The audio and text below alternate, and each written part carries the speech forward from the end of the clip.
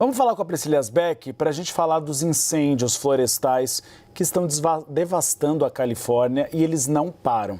Infelizmente, mais um foco foi identificado pelos bombeiros, que já enfrentam condições difíceis para combater essas chamas. A gente vê agora a sala de crise com Joe Biden e Kamala Harris discutindo algum tipo de possibilidade de reforços internacionais e até nacionais para conseguir conter esses novos focos. Priscila, e há previsão de forte ventania nas próximas horas?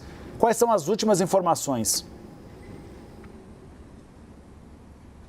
Exatamente, Uribe. Boa tarde mais uma vez a todos que nos acompanham. Condições perigosas, é assim que as autoridades definem o momento depois de mais de uma semana desses incêndios que queimam no sul da Califórnia, no condado de Los Angeles. E agora o cuidado se redobra justamente porque os ventos de Santa Ana, que são aqueles ventos que têm a velocidade de um furacão e que acabaram espalhando as chamas por toda essa região do sul da Califórnia, devem aumentar durante o dia de hoje, agora pela manhã e também ao longo do dia, nas próximas 24 horas. Então há uma tensão muito grande por parte das autoridades em relação a isso. E também a esse novo foco de incêndio, o Alto Fire, que seria um outro grande foco de incêndio que eclodiu ontem no condado de Ventura e que em uma região que tem cerca de 2 milhões de habitantes. Segundo as últimas informações do Corpo de Bombeiros, o fogo não está se expandindo, mas ainda esse novo foco de incêndio está 0% contido,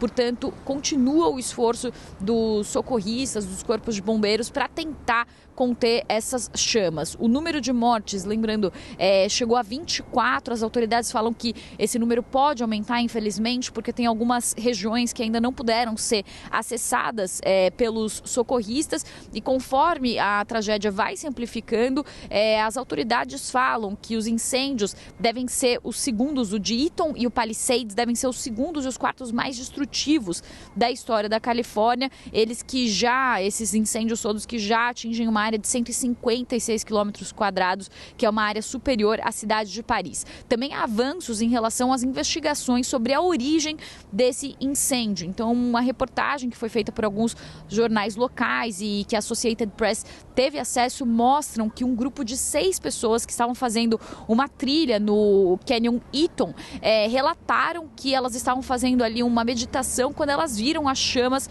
começando. Há inclusive um vídeo dessas pessoas que estavam fazendo essa trilha correndo das chamas e relatos de uma dessas pessoas que falou que foi um momento de muita tensão, que ele se virou e havia uma coluna de fumaça rolando sobre a montanha atrás de nós. Ele disse que eles saíram correndo e ficavam ouvindo o barulho do fogo crepitando. Então, relatos sobre esse início do incêndio e que podem levar as investigações a concluir que uma torre de energia nesse monte teriam iniciado todo esse fogo. A concessionária elétrica que é responsável por essa torre nega que seja responsável pela origem desses incêndios devastadores. Uribe.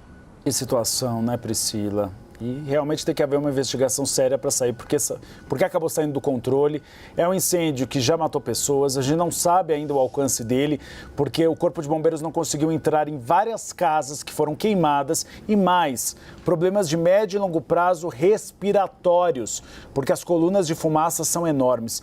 Priscila, qualquer atualização do cenário aí nos Estados Unidos, espaço aberto aqui no Bastidores CNN.